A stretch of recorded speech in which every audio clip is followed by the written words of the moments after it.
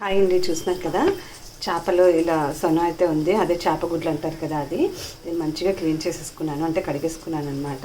చూస్తున్నారు కదా, ఒక చిన్న టమాటో అండ్ ఆనియన్స్ పచ్చిమిర్చి వేసి మంచిగా అంటే ఫ్రై చేస్తాను. ఫ్రై చేసేటప్పుడు కొంచెం ఇలా చేసుకుంటే బాగుంటుంది టేస్ట్ అనేసి కొంచెం అల్లం పేస్ట్ కూడా వేసాను, బాగా మగ్గిపోయాయి అనమాట.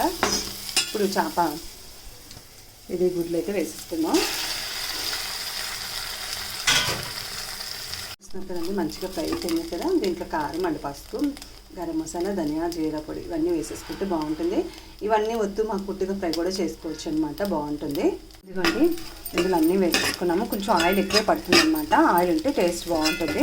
మరి ఆయిల్ తక్కువ వేస్తే మంచిగా చేసుకోవాలన్నా కొంచెం టేస్ట్ ఇది అవుతుంది. చేపలు కదా, చేప గుడ్లు కాబట్టి వీటి కొంచెం ఆయిల్ వేసుకుంటేనే బాగుంటుంది. నా స్టైల్లో నేను టేస్ట్ చూపిస్తున్నానండి. చాలా ఎమ్మీగా ఉంది. ఉప్పు సరిపోయింది లేదా ఆల్రెడీ టేస్ట్ చేసేసాను, అందుకే కొంచెం కొత్తిమీర వేసుకోండి, బాగుంటుంది. ఫైనల్గా కొంచెం కాసేపు మూత పెట్టేసుకొని ఈ మసాలాలన్నీ కూడా దాన్ని పట్టుకునేలాగా పెట్టుకుంటే సరిపోతుంది.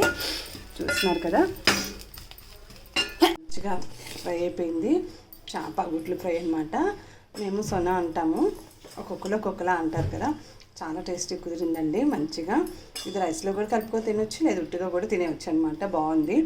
కొంచెం జ్యూసీగా కావాలన్నా కూడా కొంచెం టమాటోస్ ఎక్కువ వేసుకుంటే సరిపోతుంది అనమాట. నచ్చితే ఒక లైక్ అయితే ఇవ్వండి. Thank you, bye.